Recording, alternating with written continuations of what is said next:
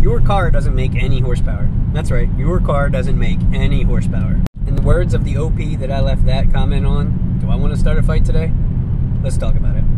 The video that I left that comment on was an interesting video. It talked about two cars from two different manufacturers, similar horsepower, similar torque, peak numbers, different curves though, very similar weight ratings. And the gist of the video was that on paper, the car you would have thought won by the peak numbers didn't actually win.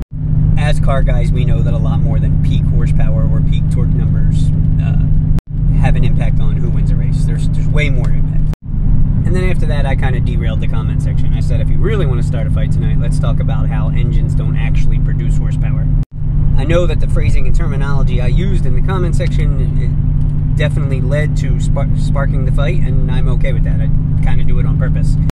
I believe this information to be very simple to understand, factual, and should be common knowledge, but yet every time I make a video or a comment about this kind of thing, it really gets the car community in an uprise.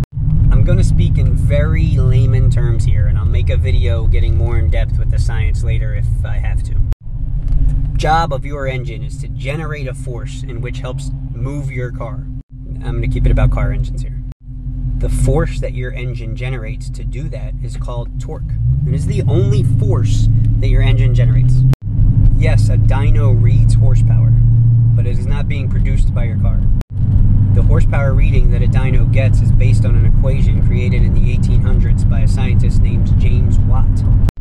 James Watt created that equation to try to explain to people the power being produced by steam engines. Before steam engines and similar engines were created, people knew one thing: horsepower, literal horsepower. My horse can pull this carriage or this sleigh or this house over or whatever we're using our horses to pull. If I need more power, I add a horse. Now I have 2 horsepower.